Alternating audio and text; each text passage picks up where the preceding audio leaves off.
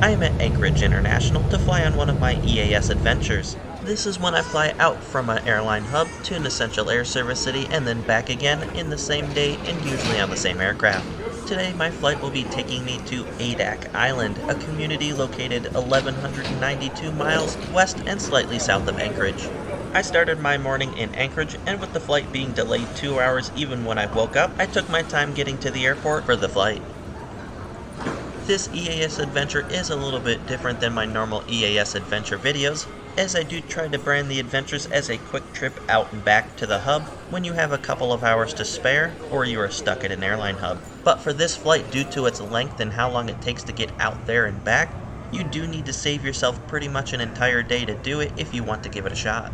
However, if you do have an extra day in Anchorage and you have nothing to do, I definitely recommend this flight out to Adak Island and back, as not only the airport but the community has a lot of interesting facts and history about it, which I will go over more in this video. With the scheduled departure of this flight in the early afternoon, late morning, you do need to be starting in the state of Alaska or maybe from Seattle in order to connect same day to Adak Island, as there are no other passenger flights that get you to Anchorage in time. My aircraft for the flight out to Adak is N516AS, a Boeing 737-800 that was delivered directly to Alaska Airlines in December of 2008, and I usually don't go over any accident history of the aircraft, but this one is a little interesting, so I'm going to. It looks like this plane had a hard landing in John Wayne Airport in August of 2023, and the landing was hard enough so that the left gear ripped through the wing of the aircraft upon landing, and it did put the aircraft out of service for about 5 months, but I promise you that did not happen on my flight. Like many of the essential air service flights in Alaska, they transport pretty much everything in the cargo hold of these planes, from live animals to food, groceries, medicine, and sometimes even the kitchen sink and other furniture. But that is especially true with these flights to Adak, as they only operate twice a week. So anytime you need anything, not only does it have to get to Anchorage from wherever it's coming from originally, but it has to make it on these twice weekly flights into the community. Which is why even though there are under 30 people on the plane, there are 7 baggage carts worth of stuff going onto the aircraft. Hey, good afternoon. I'd like to welcome you to Flight 184 service to Adak. At this time, we're just going to board all rows, all seats.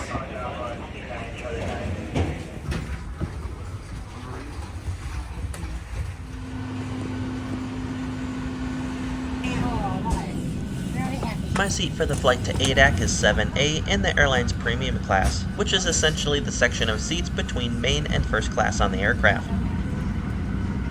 I'll go more over Adak Airport as well as community and the EAS contract once we're in the air.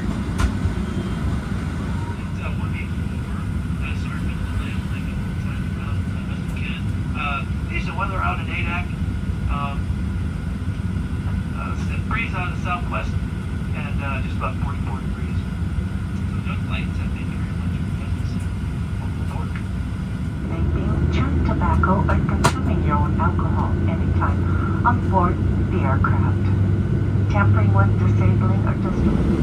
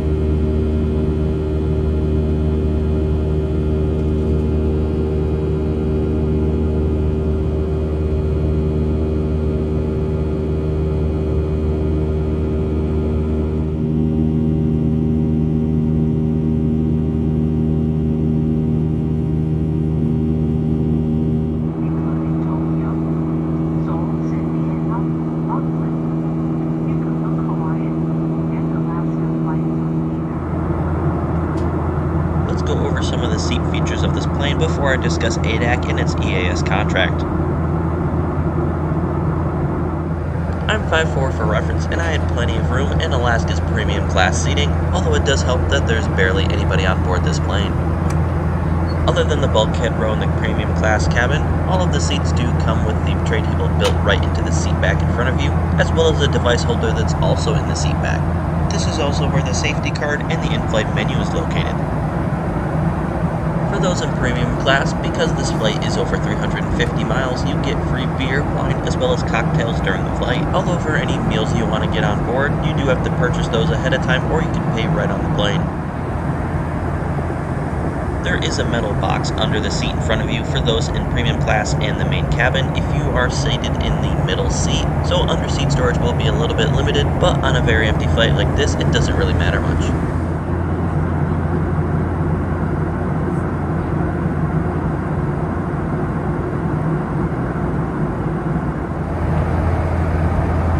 Also on your seat back, just under the tray table, is a power outlet as well as a USB-A port.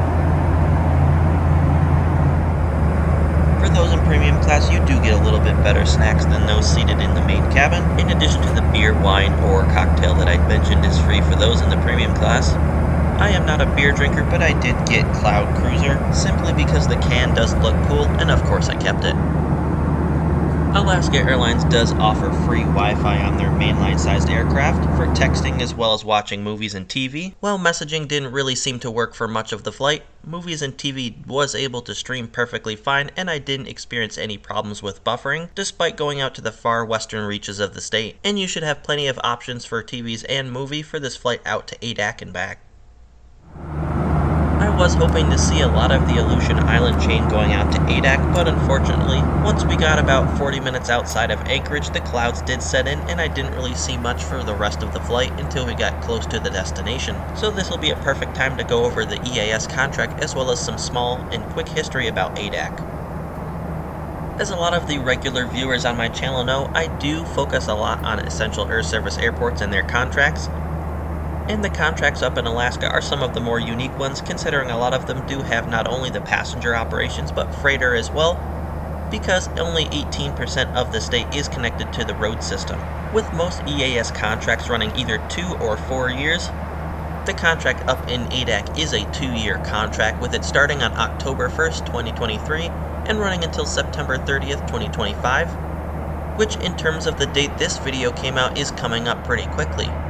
The annual subsidy rate for Alaska Airlines in Adak under this contract is $2,623,215 for the first year, and $2,616,104 for the second year, and this does include the passenger and the freighter operations. As far as the passenger operations, they are contracted to operate it twice a week from Anchorage, and for the freighter operations, they will fly to Adak once a month. However, the contract doesn't really specify once a month and only says 12 annual round-trip flights, so I guess theoretically they could just operate more than one of them a month, as long as there are 12 over the course of the year.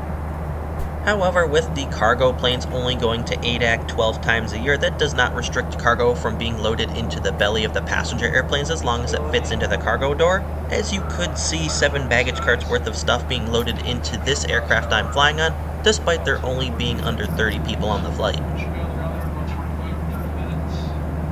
The contract is scheduled to be on the Boeing 737-700 for the passenger flights, and the 737-700 cargo version for the freighter flights.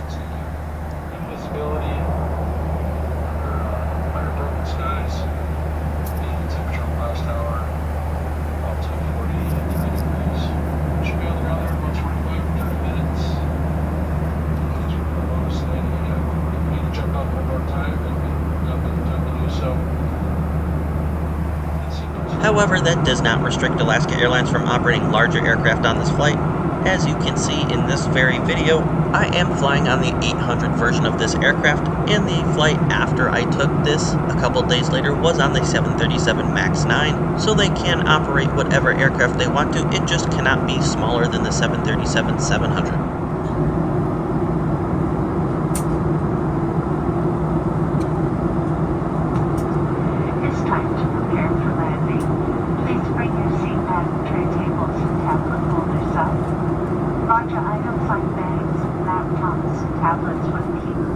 Alaska Airlines did operate this Anchorage to Adak route with a stop in Cold Bay starting in 2020 to assist in getting passengers back to Anchorage when the commuter airline shut down that usually operates the Anchorage to Cold Bay route. But this tech stop in Cold Bay did only go until the summer of 2021, and then they switched back to the non-stop flight to Anchorage from Adak.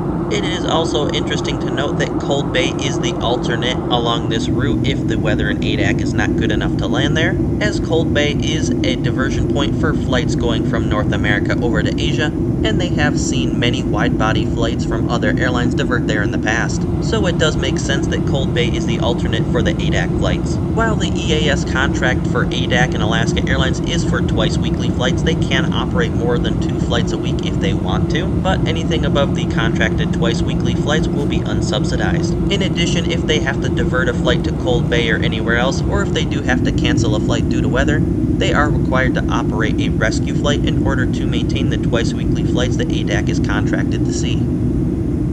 As I talked a lot about the EAS contract, I did not leave myself tons of time to talk about the community itself, so I'll just give you a brief synopsis of stuff I got from the internet.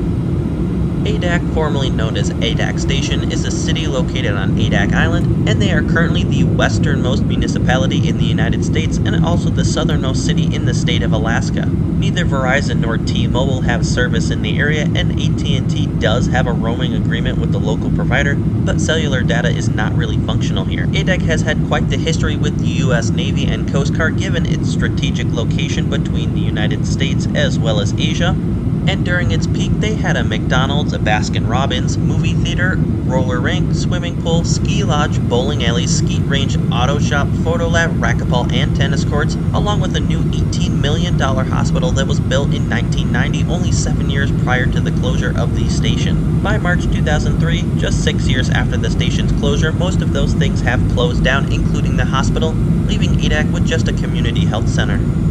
During World War II, the island had more than 90,000 people. In 1980, there were about 10,000 residents, and today there's only about 170 or so. This large reduction in population is the reason there are so many abandoned buildings, including the old hospital and the old McDonald's, which can be seen in pictures when you search them on Google. And because this is a former U.S. military base, that is why a lot of the houses and neighborhoods look like they do in the rest of the United States, which you will see in some of the videos when I am in Adak. Another fun fact about Adak is because this place is in the Hawaii Standard Time Zone once daylight saving time ends, this is the location where the last person votes in the U.S. election because the polls in Alaska do close at 8 p.m. and the Hawaii polls close at 7 p.m.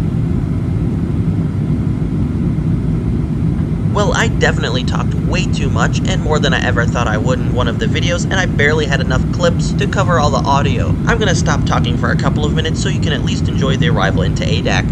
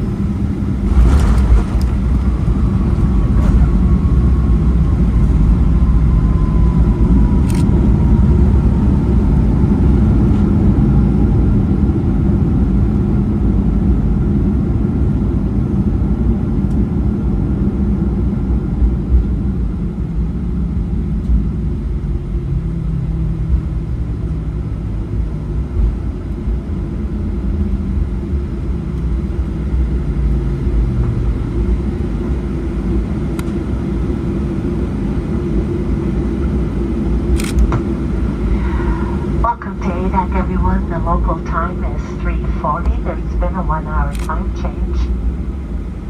Please keep your seatbelts on. Our pilots will turn the seatbelt sign off when it's safe to get out. Your belongings should remain stowed until we have reached the gate. Thank you. Good day.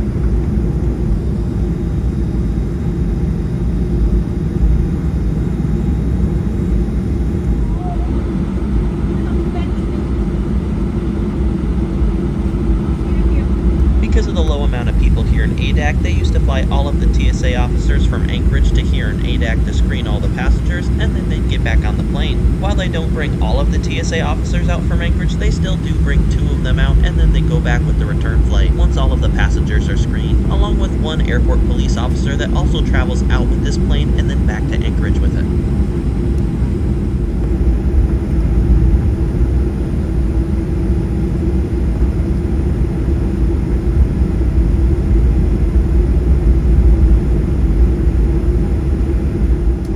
Because of the difficult approach as well as landing for Alaska Airlines, this is a captain's only airport.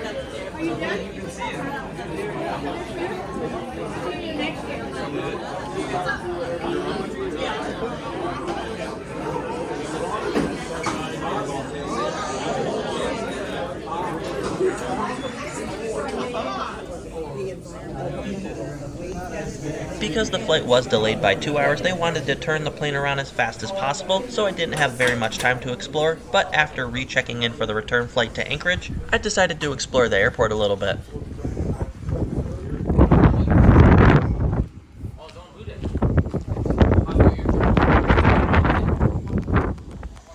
Not only is Adak the westernmost municipality in the United States, but at 176 degrees west, this is probably the westernmost airport I'm ever going to visit unless I decide to go to some small airport in the South Pacific. And while there is a lot of debate about the exact number of degrees west this airport sits, this could also quite possibly be the westernmost airport in the world that sees commercial flights. Although that is not 100%, as like I said, there are a lot of smaller airfields in the South Pacific that might possibly see scheduled flights on smaller airlines.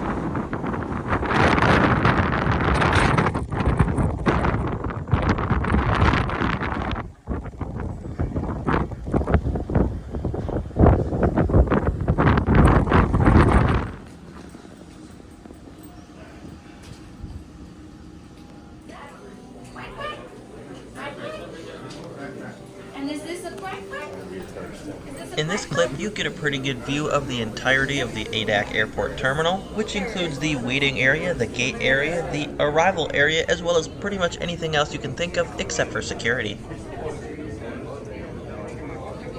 There is also this looping video of important information you need to know if you are staying in Adak, including helpful tips and facts, along with what to do if you find an unexploded landmine, ordnance, or other unusual item. And below it, there is a very nice topographical map of the city. This terminal was definitely built before TSA, as the TSA checkpoint is located in a room not much bigger than a small bedroom, and can be found right where this arrow is, and can be accessed by walking between the cargo desk and the ticket counter. Because of this unusual layout, when it is time to get on the plane, they of course board people that need extra time and assistance first, followed by those with TSA pre-check. Because they do things a little bit out of order, they scan your boarding pass first at the ticket counter, and then you go through security, and then TSA looks at your ID, as the ID machine isn't small enough to fit before the TSA scanner. Hi there, we'd like to welcome you to flight with Alaska Airlines, a proud member of One World Alliance. This is flight 187 going to Anchorage. Guests with TSA pre-check are welcome aboard. Again, guests with TSA pre-check are welcome aboard. Once through security, they open the door for each individual person and you're out to the plane.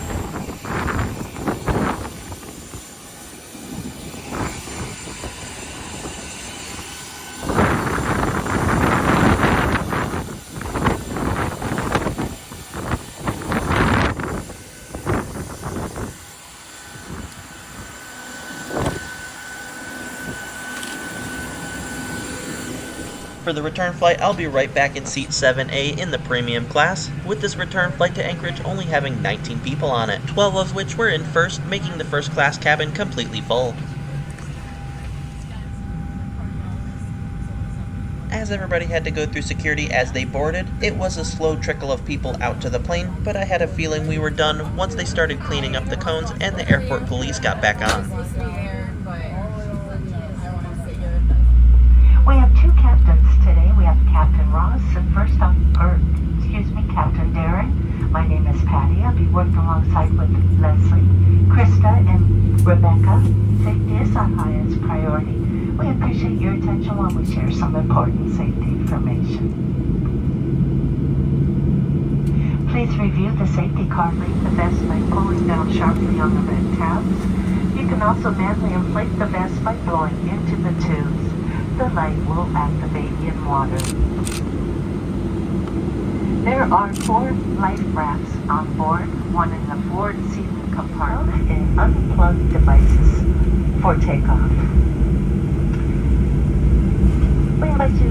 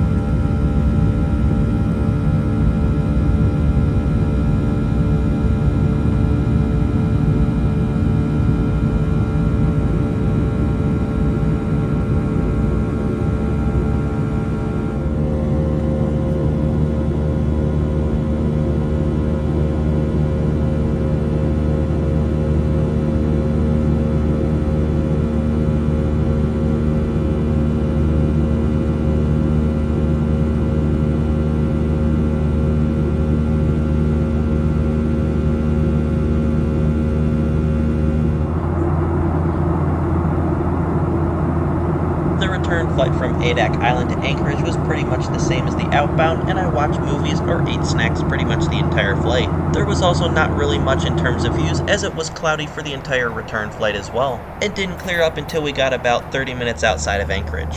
For these reasons, as well as the fact that this video is already a lot longer than I thought it was going to be, I'm going to skip to the arrival into Anchorage.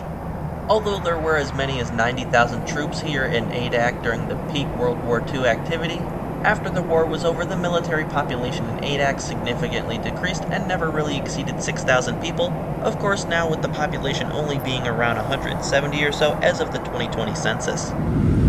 While birdwatching in the seafood industry is still relatively strong in Adak, there are still hopes that it will grow a lot larger and to the size it possibly was in the past, as U.S. Senator Dan Sullivan did say the Navy is considering reopening the Adak base in a news article from 2021, although there has been nothing since then, with no further news or developments on that topic.